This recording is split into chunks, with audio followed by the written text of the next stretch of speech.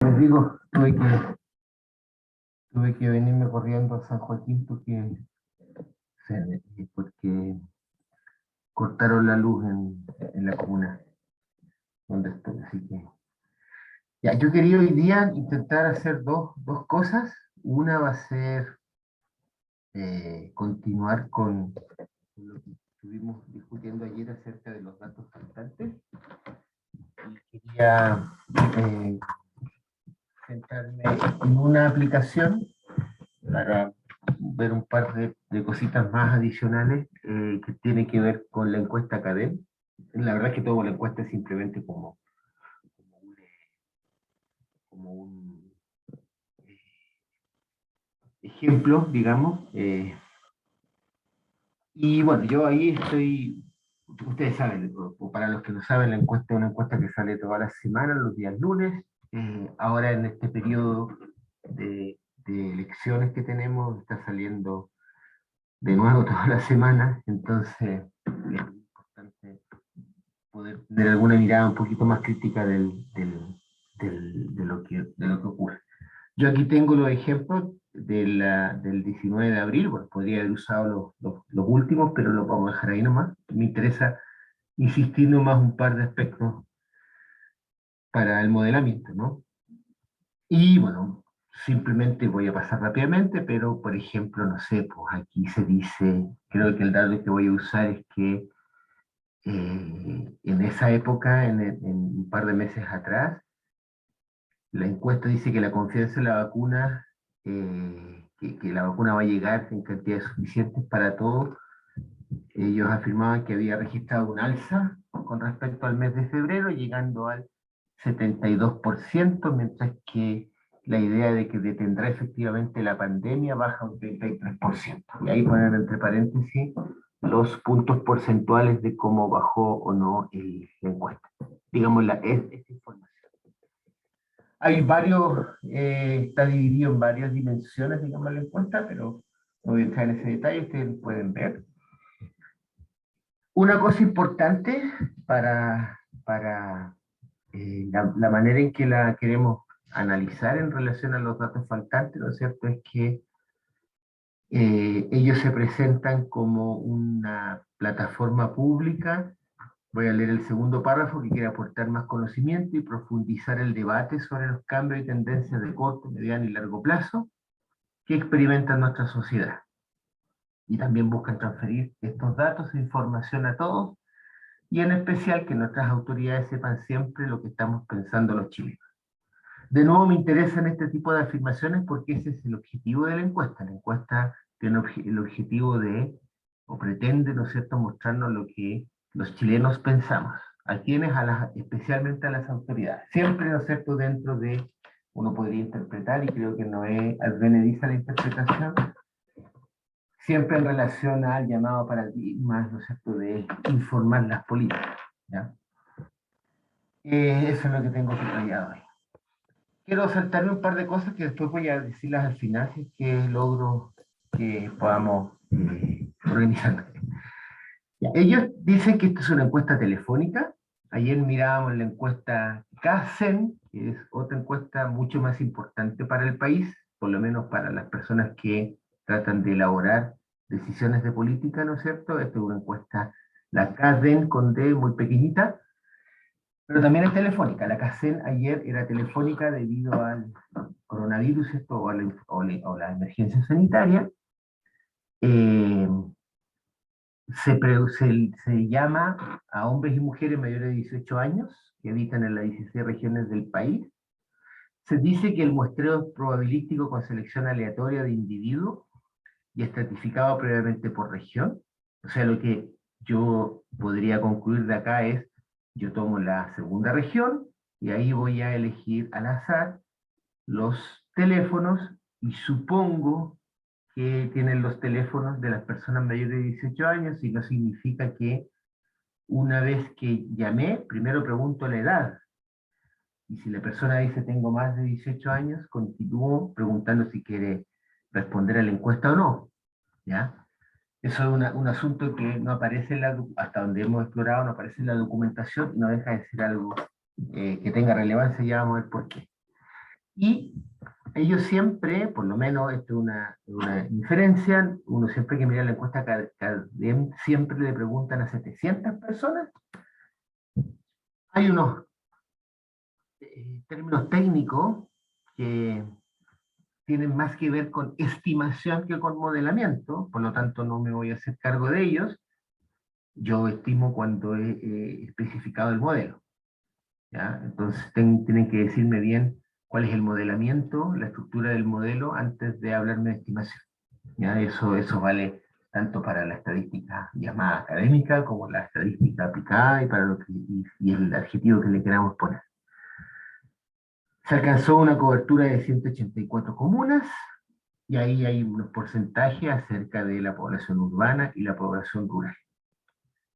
Y para lograr los 707 casos, ellos en aquel momento, y eso es más o menos permanente, realizaron un total de 4.581 llamadas, ¿ya? Y ellos mismos dicen lo que representa una tasa de éxito del 15%.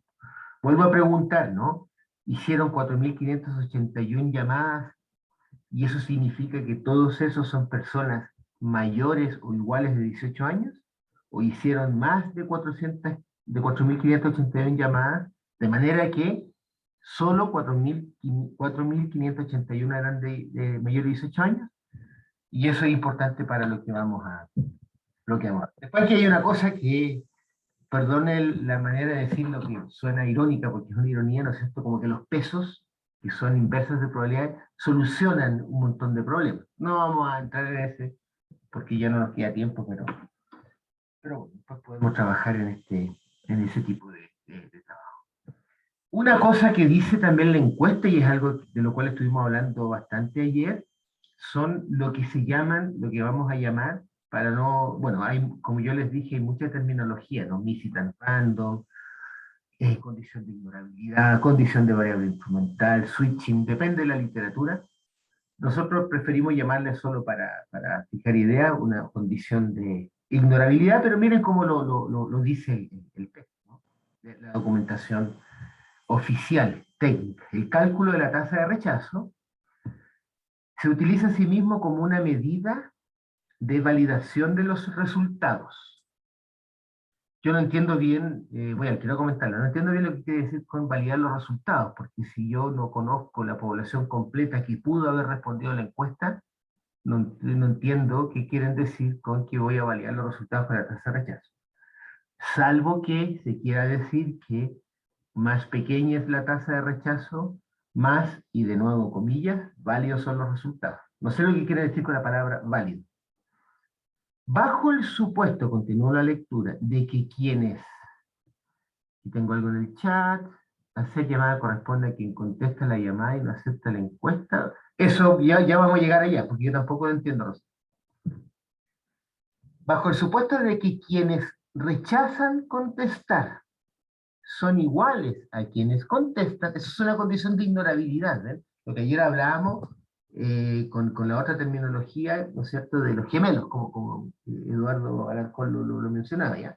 Los gemelos. Entonces, si hay gemelos, lo vamos a considerar que son gemelos los que rechazan contestar y quienes contestan se comportan igual. Entonces, bajo el supuesto de que quienes rechazan contestar son iguales a quienes contestan, la magnitud de la tasa de rechazo no ofrece mayores inconvenientes. Eso también, esta mañana preparando una presentación, leía un trabajo de Mansky, o sea, me gusta porque él introduce una terminología que, no sé, es un poco más descriptiva, a eso me refiero simplemente, no es una citación por autoridad, sino por lo descriptivo. Y él hablaba de la wishful extrapolation, o sea, el deseo de extrapolar. Y aquí hay un deseo, este es un supuesto que podría ser calificado como una wishful extrapolation. Yo quiero extrapolar mis resultados de la encuesta a todo el país, como decía la documentación pública, y para eso tengo que suponer que los que no contestan se comportan como los que contestan.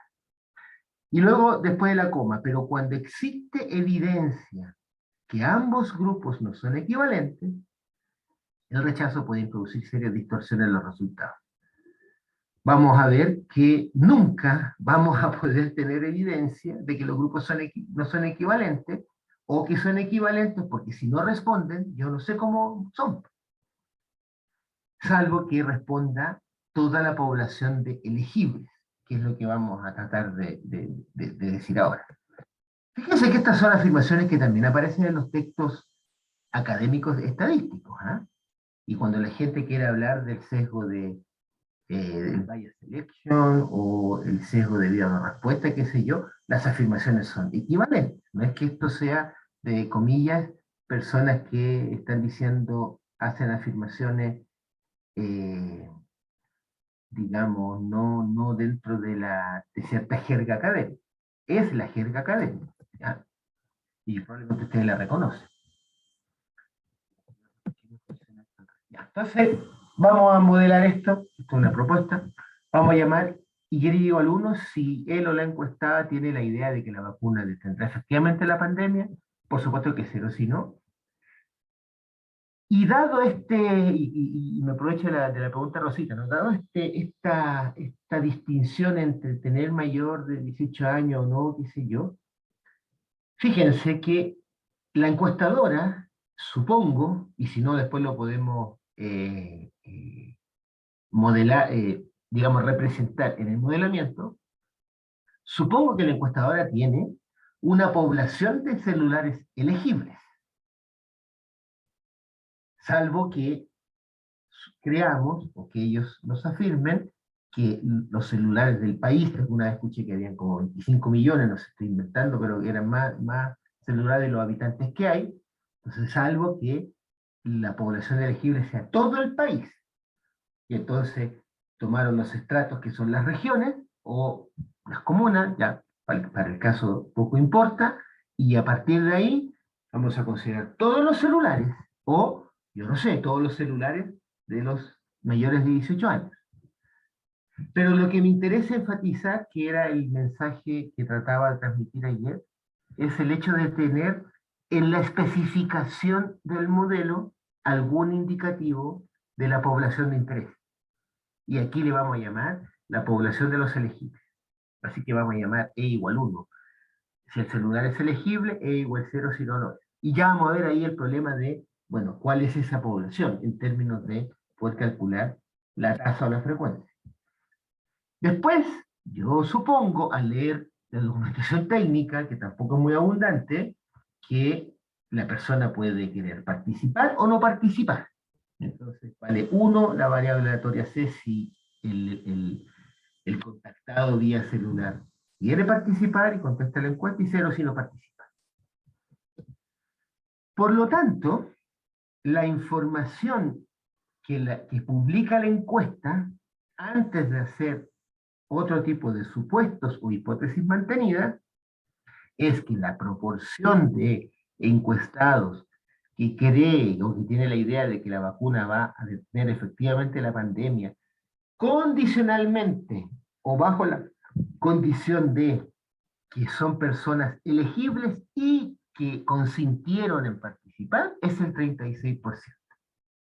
Eso es, ¿no es cierto?, usando la jerga de IED, esta probabilidad condicional es un parámetro identificado, pero de acuerdo a la intención de la encuestadora y de acuerdo a la manera en que se lee y se usa en la prensa, en las redes sociales y por todas las personas que usan esta información para hacer otro tipo de afirmaciones, legítimas por supuesto en el ámbito político, no corresponde al parámetro de interés. El parámetro de interés es, yo quiero saber o quiero hacer una extrapolación a partir de esta información sobre la tasa de chilenos mayores de 18 años que cree que la vacuna va a detener efectivamente la pandemia, y esa podría ser o resultar en algún momento una, una, una información de interés para los jóvenes.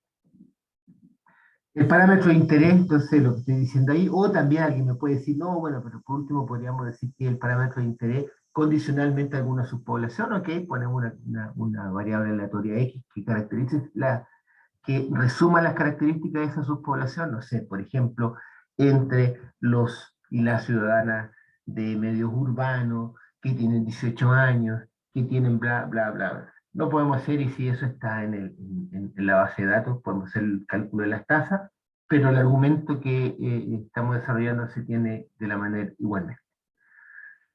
Entonces tenemos un primer problema de identificación, porque ahora yo podría preguntarme, ¿no es cierto?, cuál es la relación entre la distribución, entre la probabilidad condicional que está en azul y lo que hay en negro, que sería la proporción de los que cree que con la vacuna se va a detener la pandemia condicionalmente o entre aquellos que son elegibles para ser encuestados. Hacemos el teorema de probabilidades totales y ustedes se dan cuenta que en particular esta distribución en rojo no es identificada, porque yo no tengo idea cómo hubiesen respondido los que no respondieron de haber respondido. Por supuesto que si yo asumo la hipótesis o el supuesto de ignorabilidad, entonces por supuesto que estas dos distribuciones, la que está en rojo y la que está en azul, son iguales, y fíjense que me importa poco, porque esto va a sumar 1 cuando factorice, me importa poco cuál es la tasa de no respuesta. ¿Se dan cuenta el impacto que tiene la condición de ignorabilidad? ¿Ya? O de matching, que también otra terminología. ¿Ya? Podemos poner una X aquí entre medio en todos lados y hablamos de matching. Está lo mismo. El impacto que tiene es, no nos importa la tasa de no respuesta. Y por lo tanto no me importa caracterizar cuántos no respondieron. Felizmente esta encuesta, al menos tiene esa virtud, me reporta me reporta esta cantidad, ¿no? La proporción de personas que consistió participar en la encuesta entre los que son elegibles. Bueno, ahí está el comentario, lo salto. Y eso es lo que estaba comentando acerca de la condición de ignorabilidad, así que voy a. Pero bueno, ustedes, no insisto más. Ya. Ahora, estoy en eso y, bueno, como ayer lo hacíamos, ¿no es cierto? Lo que puedo hacer es decir, ok, lo único que sé decir de la probabilidad condicional que está en rojo, que es un número entre 0 y 1, en consecuencia, cuando vale 0, podría valer 0, un valor plausible, entonces la distribución de y igual 1, condicionalmente igual 1 va a quedar acotado por abajo, por esta distribución, este producto de distribuciones, ¿ya? Y va a quedar acotado por arriba por lo mismo que tenía abajo, más la proporción de entre los elegibles que no respondieron a la encuesta. Y si hacemos eso, entonces la proporción de los que respondieron a la encuesta entre los elegibles era el 15%, hacemos la aritmética, y esto véanlo como si quieren, como un resultado poblacional. Aquí yo no estoy haciendo estimación, después alguien puede hacer estimación y hará un bootstrap o un estimado no paramétrico, lo que quieran para estimar esto y esto a partir de los datos. Eso ya es otro problema, pero lo que sí sabemos entonces es que si quisiéramos extrapolar, los resultados de la encuesta eh, al- a la población de los elegibles, entonces deberíamos decir que, voy a aproximar, al menos el 5% de las personas elegibles por la encuesta CACEN creen que la vacunación va a parar la pandemia y a lo más el 90%. Y eso lo que hace es, que es el segundo mensaje que hemos enfatizado permanentemente en estos días, eso lo que hace es manifestar la incerteza, no es una incerteza de estimación, sino una incerteza intrínseca debida a un problema de identificación. Con esos resultados, yo no sé si alguien está contento o no está contento, pero también se puede leer de esta otra manera. Todo el resto de la gente que tenga una opinión en relación a la proporción de personas que creen que la vacunación para la epidemia entre los elegibles tiene que al menos decir un 5% de lo más un 90%. Cualquier opinión cabe en ese intervalo, cualquier opinión entonces va a ser compatible con la información empírica, que serían los datos recogidos por la encuesta. Pero claro, es tan grande el intervalo que hay demasiadas opiniones y uno puede decir, bueno, si es para sostener percepciones que podrían ayudar en el ámbito público, puede que sirva, si es para sostener acciones políticas, capaz que no sirva, no lo sé. Pero si volvemos a la encuesta, uno dice, bueno, pero espérate, pues lo que la encuesta pretende es informar, dar información de lo que pensamos todos los chilenos, o sea, la distribución de igual. Entonces, vuelta, ¿no es cierto? Hacemos el teorema de probabilidades totales, iteramos con respecto a la variable aleatoria que tiene que ver el ser elegible o no. Ya hemos identificado parcialmente la distribución condicional que está en azul y no podemos decir nada, salvo de estar entre 0 y 1, la distribución que está en rojo. Pero aquí aparece un problema que es bonito, en términos del modelamiento y en términos del diseño de la encuesta. ¿Cómo calculo la distribución de E igual 1? Entonces, ¿qué? ¿Son todos los celulares de los chilenos? ¿Todos los celulares que hay en Chile? ¿Todos los celulares de los mayores de 18 años? ¿Cómo que alguien tendrá esa información? ¿Cómo la calculo? O sea, fíjense el gruesísimo problema de identificación. No solo no identifico lo que está en rojo, sino que también no identifico lo que está en negro. Y de nuevo, y eso es por el hecho de que, y por eso es bonito este ejemplo, que se nos hace transparente las características de la población de interés sobre la cual queremos hacer algunas afirmaciones. Una forma de identificar parcialmente la distribución de igual 1, o la probabilidad de igual 1, ¿no es cierto? Una forma es que podamos suponer una tasa mínima, si quieren, la P, de no elegible. Yo puedo suponer eso. Yo voy a suponer que la encuestadora tiene una capacidad logística para encuestar a 1 menos P% de la población. Si yo supongo que eso es un dato conocido, entonces, una información conocida, entonces, bueno, misma cosa, la distribución de la probabilidad de igual 1 va a estar acotada a la izquierda por lo que ven aquí a la izquierda y a la derecha por lo que está. ¿Ya? Y esto, cualquiera sea el valor de la distribución de igual 1 dado igual 1, que lo teníamos identificado parcialmente con anterioridad. ¿Ya? Entonces, lo que podemos suponer es que la encuestadora fija una tasa máxima de no elegibilidad. Entonces decimos la probabilidad de igual 0 es menor o igual que lambda, y entonces, ¿qué es lo que voy a hacer? Voy a unir todos estos intervalos, no sé que está la cota inferior, que depende de la cota superior, que depende de 1 menos P y de P, bueno, al final de P, los voy a unir sobre todos los P menor o iguales que lambda. Entonces hago esa unión. Donde gamma está en el intervalo gamma 0, gamma 1, y gamma 0 era esto que lo habíamos obtenido en la identificación parcial anterior, y gamma 1 es esto que está aquí. Lo que no deja de ser bonito es que se puede probar, después lo pueden mirar, que estos intervalos, los intervalos aquí, o este conjunto, ¿no es cierto?, son monótono crecientes con P. Se puede probar que este intervalo está contenido en este intervalo cuando P1 es menor que P2. Por lo tanto, la unión va a quedar, ¿cierto? Esta unión va a quedar toda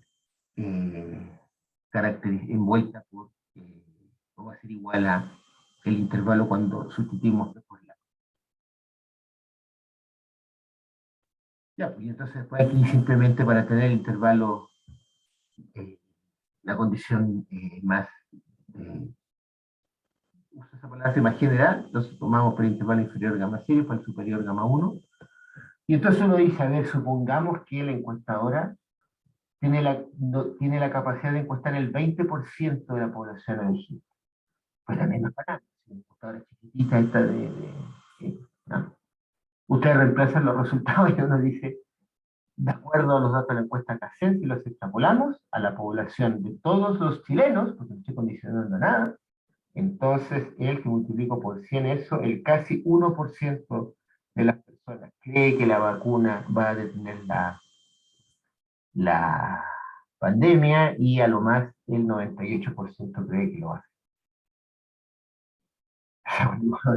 Bueno, podemos jugar con el land, pueden hacer gráficos.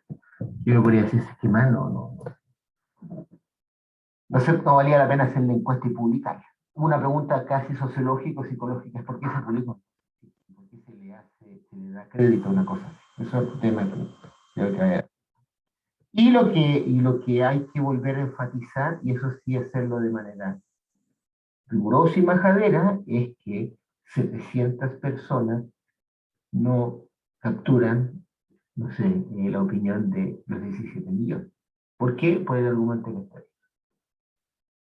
De nuevo, ven, aquí la idea, ¿no es cierto?, ha sido, ¿cómo se llama?, poder mostrar, ¿no es cierto?, usando la herramienta y tratando de organizar la problemática, bueno, es cómo poder modelar esto con datos faltantes. Podríamos seguir con datos faltantes y cosas bien bonitas, pero bueno, quiero mostrarles otras cosas particular, pero si hay covariables que son faltantes y no las variables de respuesta, o que escogemos van a ser las variables de respuesta, etcétera, etcétera, etcétera. Y lo importante, voy a cambiar de lámina, déjenme buscar la que quiero presentar, y lo importante es,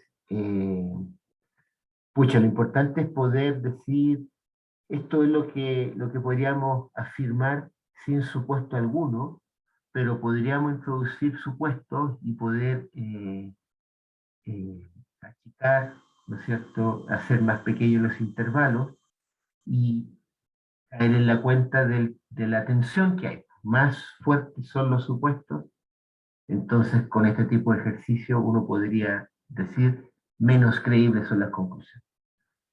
¿Ya? Y creo que eso vale la pena enfatizarlo mucho, ¿no? Más fuertes son las cosas que podemos hacer como estadísticos para obtener eh, buenos resultados, no sé. Bueno, a lo mejor los consumidores de esa información deberían aprender a decir que entonces menos eh, creíbles son las conclusiones. Yo creo que podría ser algo bastante. Yo quiero tomar, perdón, todavía nos queda hablar mucho durante el día, pero yo quiero tomar una pequeña cosa aquí ahora, cambiar un poco la problemática, voy a saltarme un montón de cosas aquí, pero quiero contar otro problema que habíamos anunciado y voy a tratar de ser esquemático en esto, que sería cómo hacer una evaluación de la implementación de una intervención, de una política, ¿no es cierto?, a partir de datos observacionales. Ya vimos lunes y martes que la experiencia, los experimentos controlados aleatorizados no son necesarios, no están libres de todo este tipo de problemas y de este trade-off, a saber, tener que combinar, ¿no es cierto?, supuestos con la información empírica disponible. Así que desde esta perspectiva ya no hay una diferencia clara, neta, entre un llamado de estudio experimental y un llamado de estudio observacional. Entonces nosotros lo que voy a presentar acá, después podemos poner unos números a ver si los encuentro por ahí, pero lo importante es que algo que suele ocurrir, y por lo menos esto se motivó hace muchos años con una encuesta que hizo la Agencia Nacional de Calidad, cuando le encomendó, bueno, un grupo, era un profesor de la Católica y estaba involucrado, había un grupo de la Escuela de Sociología de la UCE, hacer una encuesta a profesores y a directores acerca de la percepción que tenían del Sistema Nacional de Aseguramiento de la Calidad, que en el fondo es un sistema que lo que hace es producir una ordenación de escuelas, se le llama, y eso significa eh, usando los resultados de pruebas estandarizadas, usando los resultados de cuestionarios que se aplican a los niños, las niñas, a los apoderados y también a los y las profesoras, usando toda esa información, hay mucho detalle ahí. Entonces las escuelas son clasificadas en insuficiente, son 4 clasificaciones, pero insuficiente, en la mitad o en la mitad, y las que son excelentes. Y por regulaciones legales, eso todavía hasta no se ha implementado del todo, por regulaciones legales, Las escuelas que quedan en la categoría de insuficiente reciben ayudas de la agencia de calidad, tratan de ver qué pasa, qué es lo que está pasando con los profesores, qué está pasando con los estudiantes, qué pasa con el director, y si eso se repite en el tiempo, esa escuela, en el proyecto, en la ley, no me acuerdo el número, eso está establecido, arriesgan el cierre. Se supone que eso va a cambiar o cambió con la nueva eh, ley del fortalecimiento de la educación pública, una ley. Entonces se encargó la encuesta, la gente, hicimos la encuesta y era una encuesta donde los profesores decían cosas acerca de este sistema. Y había que hacer un par de cuestiones. Había unas preguntas, y con eso termino la motivación, había unas preguntas que tenían que ver con algo que los colegas y las personas que trabajan en educación, especialmente educación media, qué sé yo, hablan de lo que se llama liderazgo. Entonces, la idea es, bueno, Chile gastó mucha energía desde el 2010 en adelante en construir estándares disciplinarios, estándares de conocimiento pedagógico y también estándares acerca de cómo debe ser un director, cuáles son las relaciones del director con los y las profesoras, etcétera. Y hay teorías, qué sé yo, antiguas que se han ido reciclando a través del tiempo. Y una de las cosas que le interesaba a la agencia de calidad era saber si ciertas teorías del liderazgo, se llaman transformacional y otros nombres, no me acuerdo más, estaban siendo puestas en práctica o no en las escuelas públicas o subvencionadas de Chile. Porque había toda una teoría que tiene la agencia de calidad, que es si ese tipo de... Fíjense la manera causal de pensar, por eso los estadísticos nos preocupa, los que trabajamos en ciencias sociales nos preocupa la causalidad. Si este liderazgo funciona, entonces eso tiene que tener algún rédito en el modo en que es calificada la escuela, etcétera, etcétera. Bueno, total que al final del día, mirando la información, nosotros nos dimos cuenta que, voy a inventar números porque no me acuerdo, por decir algo, que el 60% de los profesores de las escuelas encuestadas, de colegios municipalizados, eso sería la variable X, que reportaban que sus prácticas de interacción y de colaboración entre los profesores y con el director se ajustaba al liderazgo transformacional y no me acuerdo el otro, eh, eh, entonces el 54% de esos profesores decía que hacían cambios curriculares. Esa era la variable de respuesta, hacer cambio curricular. Y la misma escuela municipalizada, que no reportaban estar bajo el liderazgo transformacional, por decir algo, el 30% solamente decía que hacían cambio curricular. O sea, ajustaban el currículum que estaban enseñando en sus respectivos niveles, qué sé yo. Entonces, tomando en cuenta, como dicen los, supongo, no sé si me equivoco, la gente de sociología, la teoría de acción, entonces uno dice, sí, pareciera que es más frecuente observar cambios curriculares, que una cosa que un profesor hace porque se da cuenta que sus alumnos van más o menos, qué sé yo. Es más frecuente hallar eso cuando estamos ante el tratamiento, vamos a llamarlo así, el liderazgo transformacional, y es menos frecuente cuando estamos bajo el statu quo, cuando no pasa eso. Entonces, la pregunta que nosotros nos queremos hacer ahora es uno de estos resultados. Yo me he encontrado con gente de calidad, con colegas que trabajan en esto, y dicen, fantástico, entonces lo que tenemos que hacer es seguir insistiendo y tratar de que todas las escuelas, al menos las públicas y las que reciben fondos del Estado, ¿no es cierto?, trabajen, hagan toda su dinámica escolar bajo el tratamiento. ¿Ya? Y eso tiene muchas consecuencias económicas y logísticas. Económica, hay que invertir más dinero para que los directores se metan en esta onda de liderazgo XX, etcétera, etcétera. De hecho, el Estado financió grandes centros de investigación educacional dirigidos a la formación de directores y la investigación empírica de liderazgo, etcétera, etcétera. Un centro que está en Valparaíso, por ejemplo, y otras cosas que son más privadas que tiene la UDP. Por ejemplo, si eso. Entonces uno se pregunta, bueno, ¿cómo hacemos la evaluación? Porque lo que uno ya sabe aquí dice, sí, está bien, pero ¿qué sucede si yo no he observado a las escuelas que están bajo el tratamiento en el mundo ficticio contrafactual de no estar bajo el tratamiento? Yo no sé si les iría, comillas, peor o mejor en relación a la proporción de cambio curricular.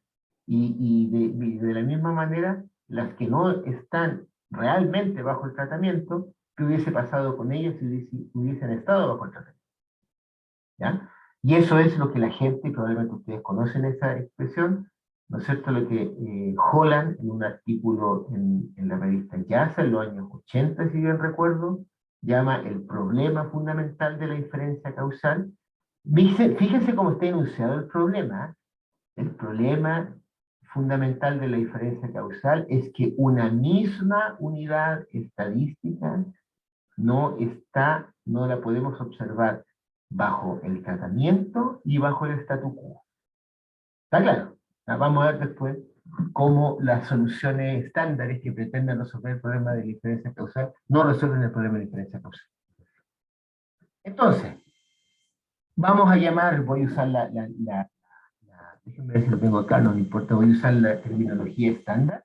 Voy a llamar Y sub 1 o Y de 1 como lo hacíamos en lunes y martes, ¿no es cierto? La variable de respuesta bajo el tratamiento y Y sub 0 o Y0, la variable de respuesta bajo el statu quo.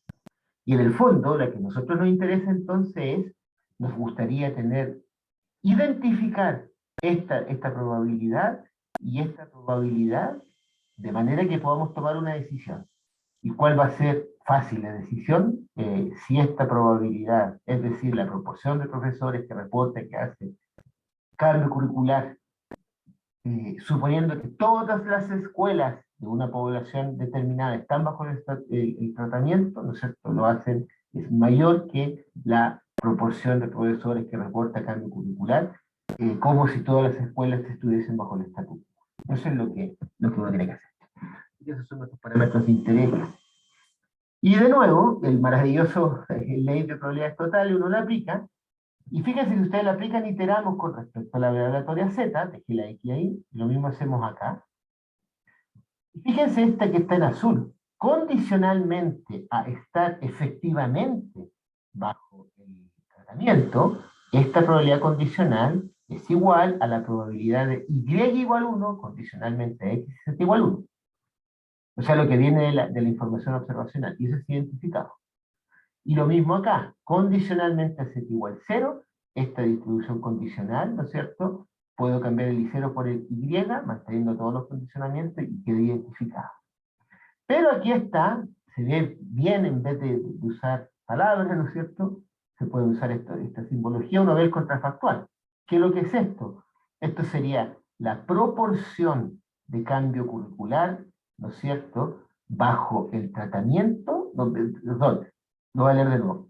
Primero leo lo condicional. Entre las unidades estadísticas que están bajo el statu quo, esta sería la proporción de cambio curricular que se observaría o que experimentarían si estuviesen bajo el tratamiento. Y esta, entre las escuelas que efectivamente están bajo el tratamiento, esta sería la proporción de cambio curricular que experimentarían esas escuelas si estuviesen bajo el statu quo.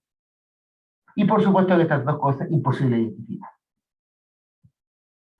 ¿Qué es lo que dice la sabiduría mainstream de la inferencia causal?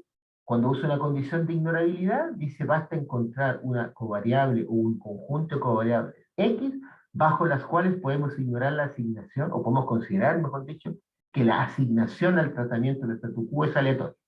Y a todo eso lo que quieren decir, ya lo dijimos el lunes, es que lo que tengo en azul es igual a lo que tengo en rojo. ¿Ya? Eso significa que Y1 va a ser independiente de Z condicionalmente a X. ¿Ya?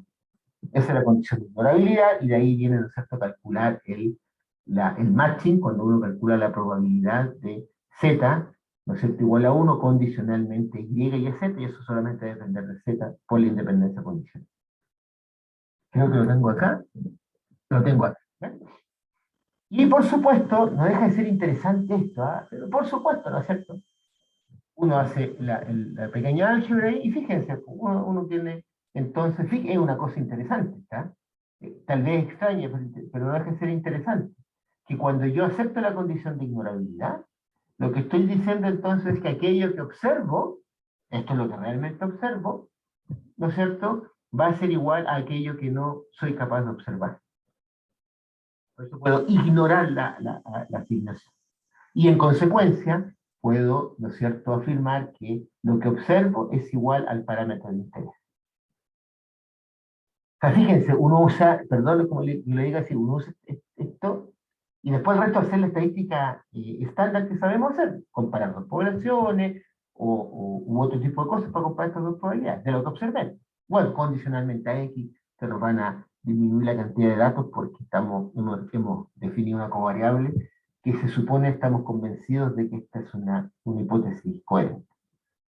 Pero fíjense, voy a volver acá. ¿Qué es lo que era, cuál era el problema fundamental de la diferencia causal? Todo el mundo citamos y citan a Holland. No se puede observar a una misma unidad estadística bajo el tratamiento y bajo el statu quo. Cuando se hace que esto que está en azul es igual a esto que está en rojo, fíjense, aquí yo tengo unidades estadísticas que están bajo el tratamiento, unidades estadísticas que están bajo el statu quo, y las estoy diciendo iguales. Y el problema de la inferencia causal es que las unidades estadísticas que están bajo el tratamiento, ¿no es cierto? Y yo quiero observarlas bajo el tratamiento, no las puedo observar, aquí están bajo el tratamiento, bajo el statu quo. Así que creo que podemos decir que la literatura de inferencia causal que usa condiciones de ignorabilidad resuelve otro problema, no el problema de la inferencia causal, el problema fundamental de la inferencia causal. Pero nosotros lo que vamos a hacer es, bueno, pero sí, esto hasta las 3:15, lo que queremos hacer, ¿no es cierto?, es resolver de otra manera. Y vamos a usar de nuevo las técnicas de identificación parcial, porque nos permiten introducir supuestos más débiles, y creemos que más débiles son los supuestos, un poquito más creíbles pueden ser las conclusiones. ¿Y qué es lo que vamos a hacer? Vamos a hacer caso al problema de la inferencia, al problema fundamental de la inferencia causal, y lo que vamos a hacer es comparar lo que debemos comparar. Y vamos a comparar, ¿no es cierto?, esta distribución que estoy señalando en azul con esta que está aquí en rojo, y voy a comparar esta que está en rojo en la primera descomposición con esta que está en azul, y puedo hacer 4 comparaciones. Esta menor que esta, y esta menor que esta, las 4 menor, mayor que esta. Entonces miren lo que podemos decir, eso es lo que yo quería. Miren la que tengo ahí. ¿Qué es lo que estoy suponiendo acá? Y después, bueno, ahí se va a entender por qué la etiqueta. Noten, noten, aquí lo que estamos diciendo es en, si que entre los que están bajo el tratamiento, si estuviesen en el statu quo, la probabilidad de experimentar el cambio curricular sería menor que, que lo que realmente hemos observado. ¿Qué quiere decir esto? Si uno fuese un asignador de la política, en este caso del tratamiento, es, oye, dejemos a la gente como está. No cambiemos lo que, si están bajo el tratamiento, no los pongamos bajo el statu quo, porque va a ser peor. Por eso le llamamos un policymaker que es optimista. Y mismamente, miren, aquí, los que están bajo el statu quo, observamos la tasa de cambio curricular bajo el statu quo, pero si los que están bajo el statu quo estuviesen bajo el tratamiento, nosotros vamos a suponer que les iría mejor. Voy a suponer eso. Es decir, lo que voy a suponer, dicho de otra manera, es, yo supongo, yo creo que el tratamiento no daña a nadie, al menos a las personas que han igual. Acá yo puse un pequeño mayor que y no mayor igual que, porque quiero que este supuesto, que no es empírico, no lo podemos testear, refleje a alguien eh, que cree que el tratamiento pucha, siempre va a mejorar más.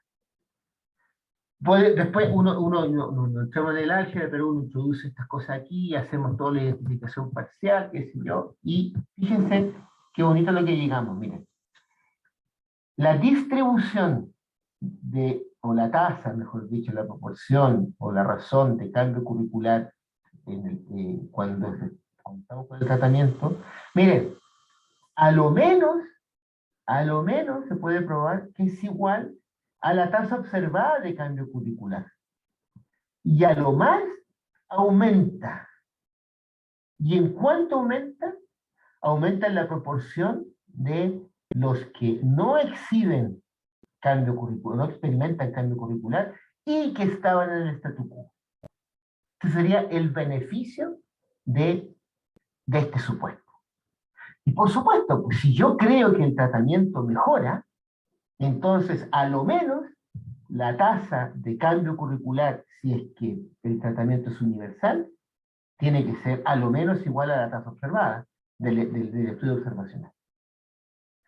Pero si yo quisiera, bueno, similarmente, puedo calcular también la identificación parcial de la tasa de cambio curricular cuando universalmente estamos bajo el statu quo, y si es así, por supuesto que voy a empeorar lo observado.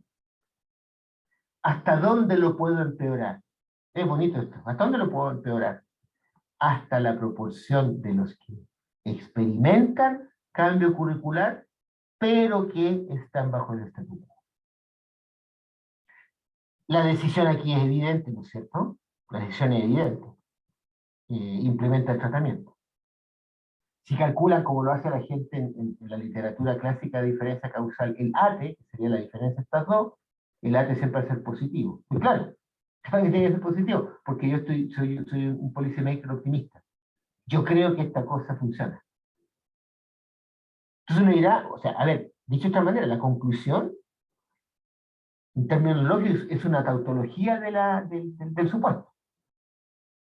Entonces uno dice, ¿qué gano con eso? Bueno, lo que gano entonces es que yo estoy reportando, ¿no es cierto?, en términos cuantitativos, qué significa esa implicación que es tautológica al final del día. ¿Cuánto gano? Esto es lo que gano. También podría tener yo, esto lo va a pasar rápido, pero no, démosle, sí. Un policymaker que le pusimos aquí conservador. ¿Y qué es conservador?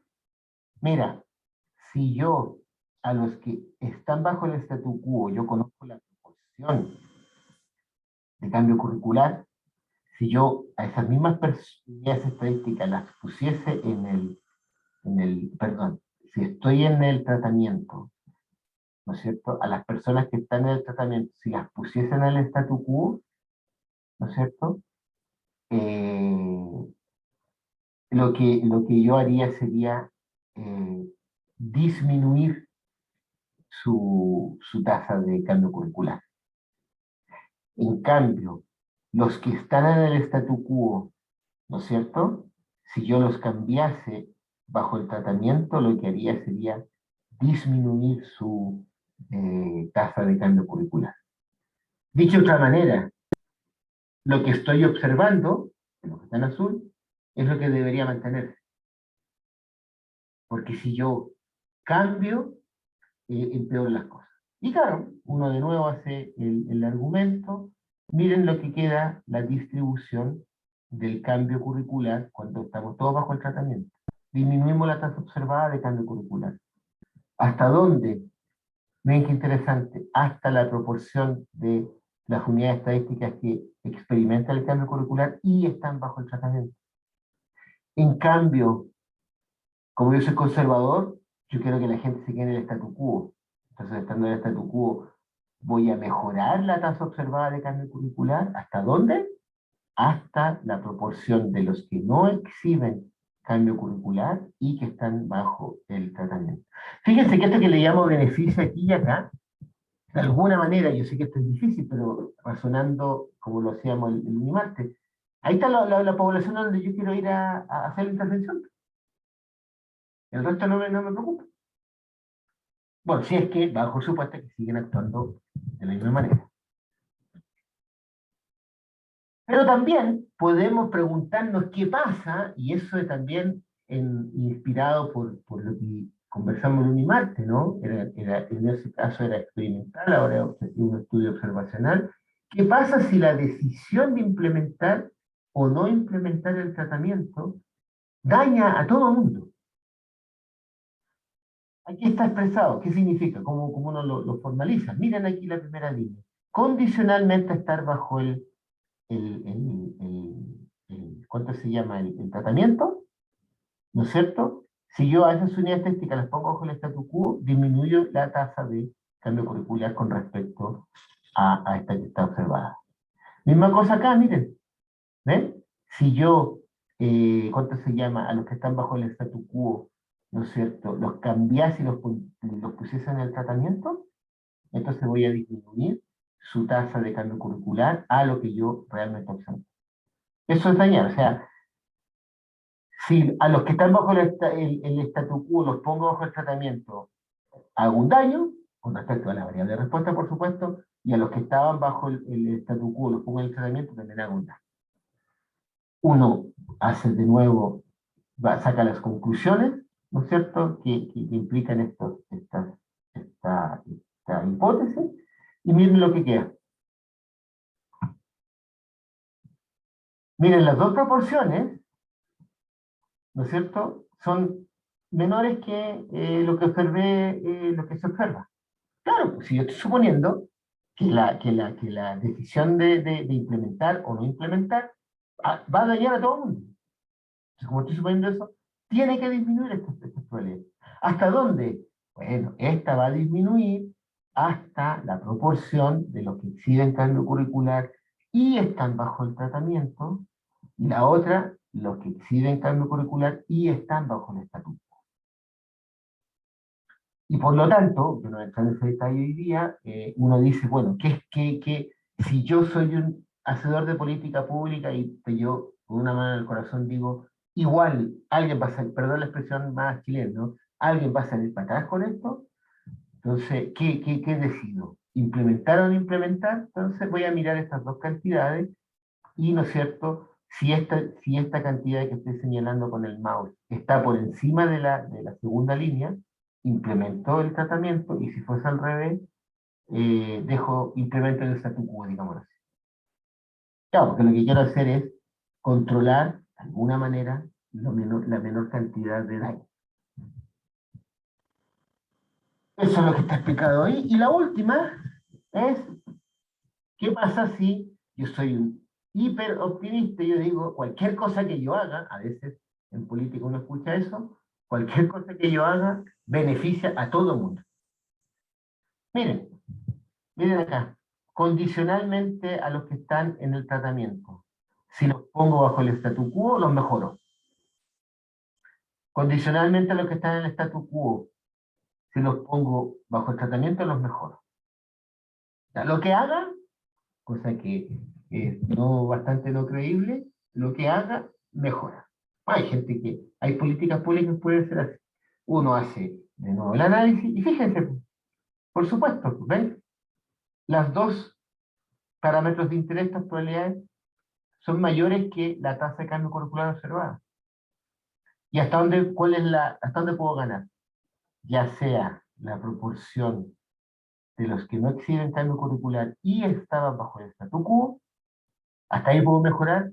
Pero piénselo, o sea, si yo observase todo, tengo una unidad estadística marcada, yo sé dónde tengo que ir a hacer la intervención, asumiendo que el resto continúa actuando de la misma manera a cuando los datos fueron recogidos. Y acá, mira el beneficio. Los que no exhibieron cambio curricular y están bajo el tratamiento. Claro, claro, es bonito porque es como lógico. Y de nuevo, ¿no es cierto? Si esta probabilidad de la primera línea es más grande que esta, implemento el tratamiento; en caso contrario, implemento el estatuto.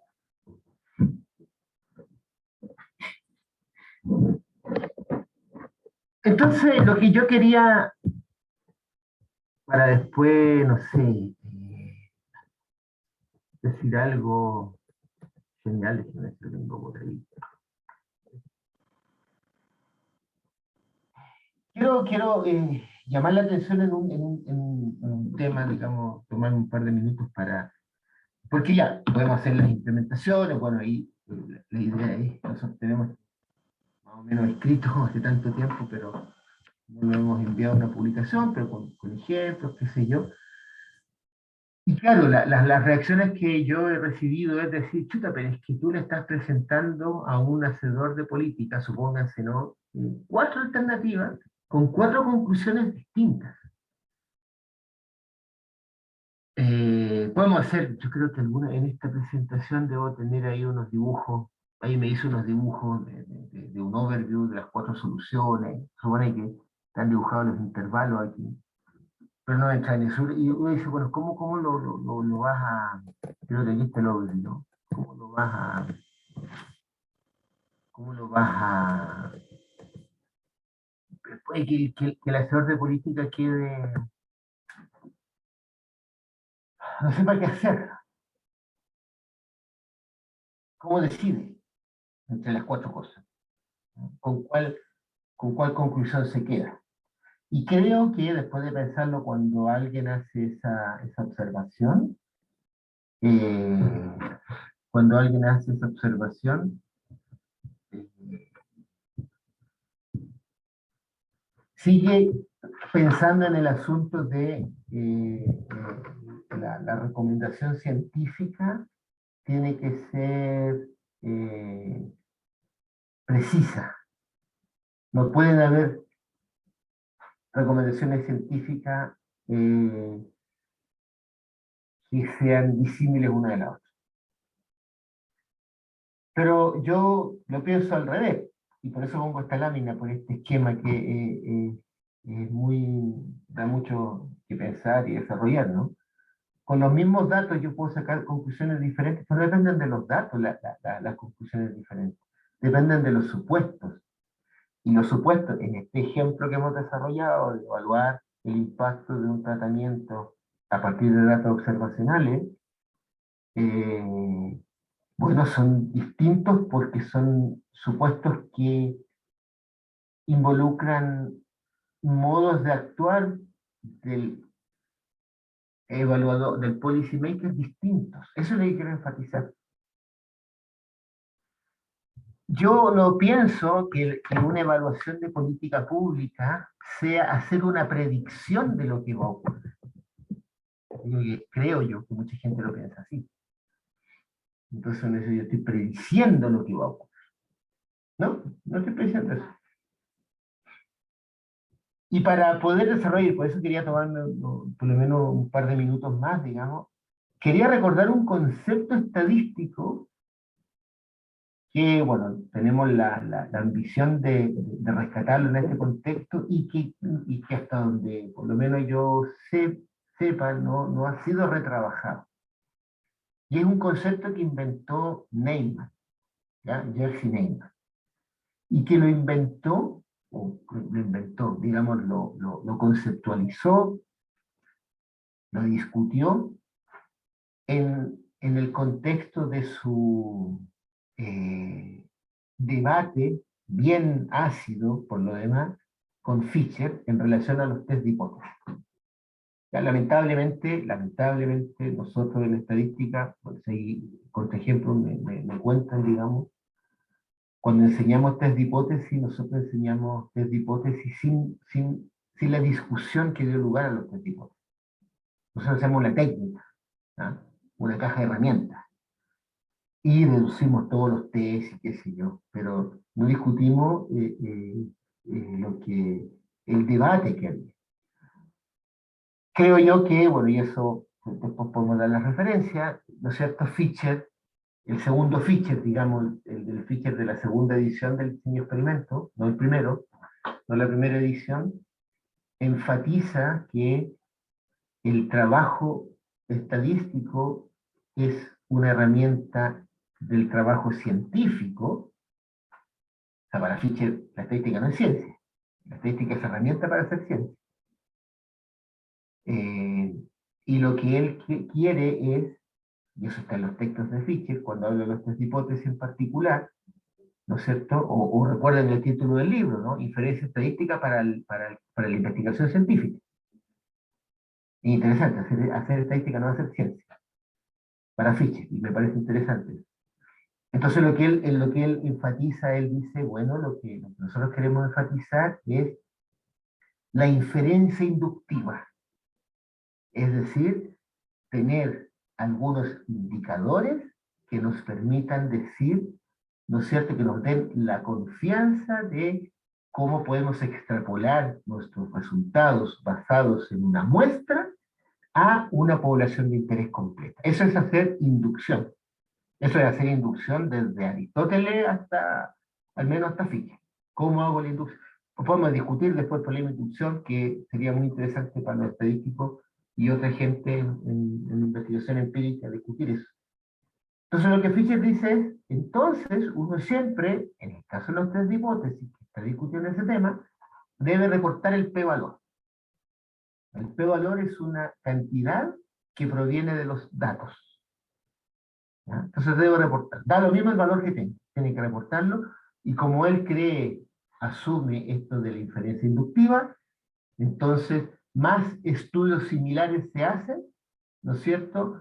Entonces estamos en mejores condiciones de entender las inducciones que podemos hacer de los estudios particulares en relación a una población de interés. Pero Neyman no quiere hacer eso. Neyman no hace eso. Neyman escribe un artículo en el JRSS y Fischer lo ataca de manera ácida. Le dice, solo un matemático puede errar tanto y equivocarse tanto. Yo no estoy haciendo, le dice Fischer a Neyman en el artículo, no en una carta personal, en el artículo. Yo no estoy haciendo, no estoy tomando decisiones. Yo estoy haciendo ciencia.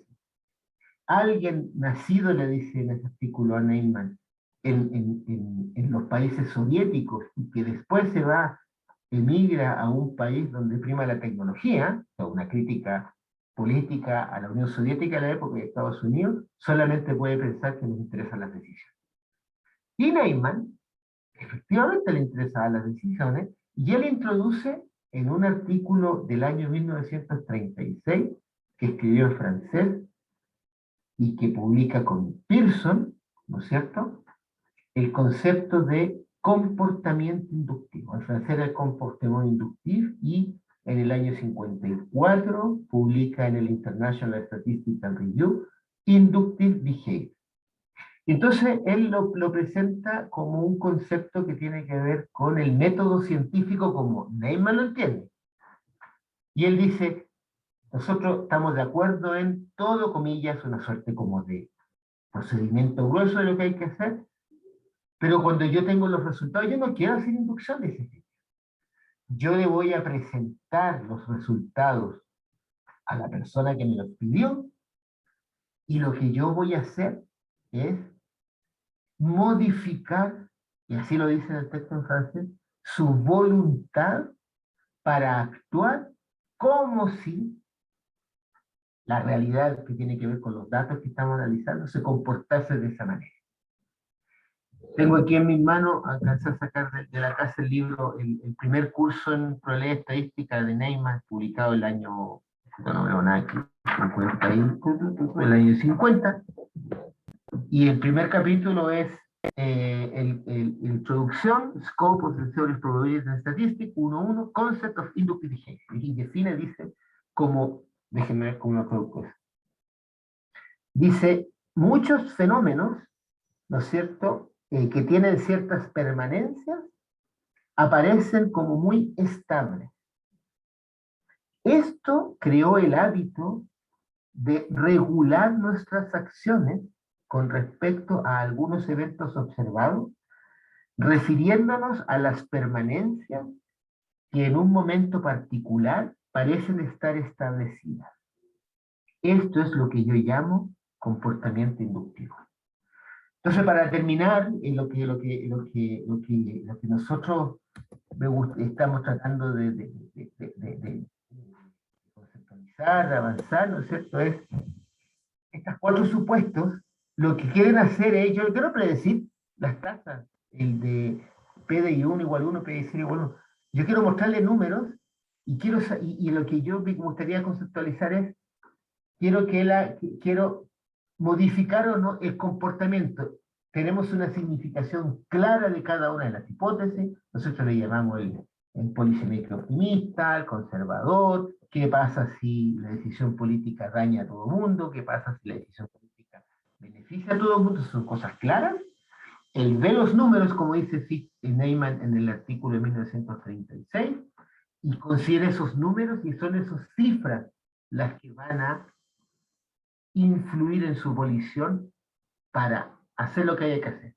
Y como aquí es el policy maker, el que hace la política, el que la va a hacer, entonces yo creo que uno hace evaluación de impacto, insisto, no para predecir, sino que para ver si esas cifras modifican o no modifican el actuar del policía.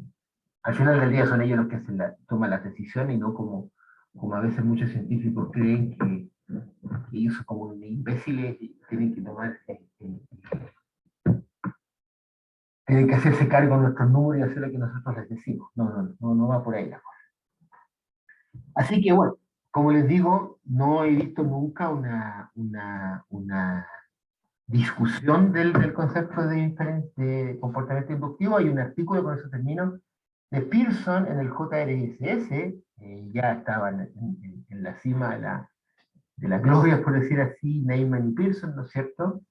Y Egon Pearson hace un review de todo lo que han hecho en test de hipótesis, qué sé yo.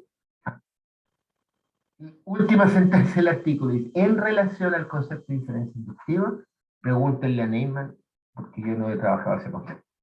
Yo creo que lo hacen años 15 años después del libro del 50 que le han dado cita.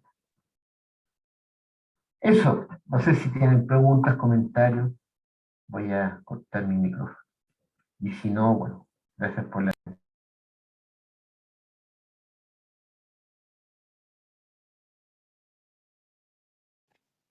Profe, yo tengo una consulta. Eh, ¿Qué pasa ya, bajo el problema de la identificación parcial en el que hay datos faltantes? Observamos solo una población y queremos inferir sobre todas. ¿Qué ocurre con toda la maquinaria estadística que se ha desarrollado durante todo el tiempo de intervalos de confianza, varianza, de estimadores y cosas así? Cuando existe este problema de identificación parcial, ya no, ya no entra dentro del problema a contribuir a por lo menos reducir el intervalo o algo similar. A ver, la respuesta, creo que es bien clara. Como ahora siguiendo a Fischer, siendo fan de Fischer esta vez, ¿no es cierto? Hay una distinción clara entre lo que se llama el problema de especificación, especificar el proceso que genera los datos, y el problema de estimación. En el problema de especificación, ¿no es cierto? Aprendimos desde los años 50, cuando Koopman y Ryerson reelaboran o redefinen el problema de especificación, que hay un problema de identificación. Entonces, ¿qué es lo que sucede? Que si tenemos un problema de identificación, lo tratamos de resolver, pareciera una manera viable de hacerlo cuando las cosas son delicadas en términos de impactos en la sociedad, y hacer identificación parcial primero, y una vez que tenemos la cota superior, la cota inferior, ahí puedo usar toda la maquinaria estadística que se ha hecho, o alguna de las maquinarias estadísticas para estimar eso, ese tipo de cosas. Por ejemplo, yo quisiera tener, no sé, un intervalo de confianza de la cota superior y la cota inferior, quisiera saber si tengo datos discretos y quiero saber si hacer un estimador no paramétrico de la distribución es una buena idea o no, y quiero saber qué tan eficiente es o quiero reducir el sesgo del estimador de la cota superior y la cota inferior. Ahí ya puedo usar toda la maquinaria que se ha utilizado. Ahora, cuando nos metemos en los casos de datos faltantes, por ejemplo, lo que la gente mayormente ha hecho, introduce una hipótesis de ignorabilidad, que se le llama otro nombre, pero al final es una independencia condicional, y como lo hemos enfatizado mucho, en particular con el profesor Jorge González, ¿no es cierto? Esa es una restricción de identificación. Esa es una restricción de identificación. La identificación parcial nos muestra que es una restricción de identificación lógicamente muy fuerte, pero es una restricción de identificación. Y bajo esa restricción de identificación, resolvieron el problema, ahora su modelo es identificado y usan toda la maquinaria. Entonces, dicho de otra manera, se ha desarrollado una determinada maquinaria bajo una manera de resolver el problema de identificación. Y lo que nosotros estamos enfatizando es, bueno, pero primero veamos qué tan fuerte en términos lógicos es esa restricción de identificación, y un camino interesante es, hagamos identificación parcial, porque si uno se da cuenta, todo lo que tiene que tragarse para poder entender esto que yo mencionaba a la vez, supuestos creíbles o no creíbles. Eso es lo que, entonces yo creo que esto ha ayudado un poco a ordenar y poner en perspectiva cada una de las cosas. Pero hay un problema de identificación, hay que resolverlo. Eso sí, y también, digamos, de paso, por si acaso, si uno es bayesiano, da lo mismo. Tiene que resolver el problema de identificación. Si uno es bayesiano, da lo mismo. Incluso, me atrevería a decir, después de muchos años discutiendo esto, incluso si es predictivista. ¿Ah? Por lo menos hay un ejemplo en el cual se muestra que si no identifica, su distribución predictiva no le va a dar más información que el parámetro identificado. Así que, eso. Ya repitiendo para saber si es que entendí la idea, entonces todo esto está enmarcado dentro primero del problema de especificación del modelo. Y tras especificarlo correctamente con todos los supuestos que uno quiera creer o no, uno emplea la maquinaria de estimación, ¿no? Exactamente, Ya, exactamente. ya, profe. Muchas gracias. Ahí Fabián levantó la mano. Hola, profe. Hola, hola, Me, Fabián. sí, me llamó la atención el concepto del inductive behavior y quería como conversar un poco de eso para ver si entendí algo de eso. Entonces me da la impresión de que Neyman aquí está pensando ahora como en la inducción, ya no solo en lo que dicen los números, sino que si es que está pensando que la inducción incluye de alguna manera como los supuestos o el proceso mental de la persona que está como analizando los datos, o sea, como que va en esta línea de que los datos no hablan por sí solos en el fondo. Bueno, o sea, lo que él sí quiere, él por lo menos las expresiones, como usa las expresiones, tanto al inicio cuando lo aventura en el año 36 y después en su texto, y hay otro par de artículos de él donde lo desarrolla, él habla de evolución. O sea, él dice, yo lo que estoy haciendo es, yo presento mis resultados, pone ejemplos, un par de ejemplos de hipótesis, te lo confieso, y yo presento los resultados, y son esos resultados los que van a ser, interpretados como si el fenómeno que generó esos resultados, esos datos, van a permanecer por un tiempo. Entonces él dice, eso modifica el modo de ser del cliente, digamos, que está recibiendo por resultados. Él lo está diciendo en esos términos. Por eso digo, lamentablemente yo no he visto, sería interesante saber qué es lo que pensaría, no sé, pues gente, psicólogos, qué sé yo, ante ese tipo de afirmaciones, pero lo que está diciendo Fischer es eso, o sea, bueno, por eso lo que decía al comienzo del libro, dice, hay ciertas permanencias, o sea, hay muchos fenómenos que tienen ciertas permanencias y aparecen como estables. Y esa apariencia estable es la que crea el hábito de regular nuestras acciones en relación a algunos eventos observados en referencia a esas permanencias que en un momento particular parecen haberse establecido. Entonces, todos los días sale el sol y uno ya tiene el hábito de levantarse más temprano, va a estar, estoy diciendo una tontera, pero no una tontera porque ya en el siglo XIX, ¿no es cierto?, se calculaba la probabilidad si salía el sol mañana o no. Pero entonces él dice, las permanencias crean un hábito en el modo de actuar. Y él aventura y dice, eso es Yo creo que le pone inductive behavior porque está ironizando, bueno, es una interpretación personal mía, está ironizando con Fisher, ¿ah? O sea, inductive inference es un término que viene de la época de Aristóteles. Inductive behavior, yo creo que él está ironizando con Fisher. Simplemente está ironizando, pero bueno, eso, y uno podría, bueno, sería interesante después poder juntarse varios y poder leer esos trabajos de Fisher, porque pareciera ser un concepto que podría tener ser fructífero cuando nos importan las relaciones con el mundo de las llamadas políticas públicas, qué sé yo. Eso. Pero ahí, por ejemplo, ¿será que esa manera en la que actúa el cliente o el hacedor de políticas públicas tiene alguna influencia en la inferencia que se hace posterior a eso? O sea, No sé si va a tener lo único que yo diría así, solo de puro sentido común mío nomás, es que si una persona decide actuar de determinada manera, y estoy en el ámbito público, él va a actuar de esa manera, y después veremos qué es lo que pasa cuando esta cosa termine el acto, la acción, pero también eso tendríamos que tener hartos fondos para poder hacer un estudio de cómo, bueno, hay gente que trata de hacer eso desde otras perspectivas, ¿no? Cómo reaccionan los que reciben resultados científicos en el ámbito de la política pública. Es algo que se estudia, ¿sí? Sí. Así que eso podría estudiarse para responder a esa pregunta que hace. ¿Sí? bien, sí, vale, gracias. Bueno, no sé si, yo creo que lo dejamos ahí, ¿no?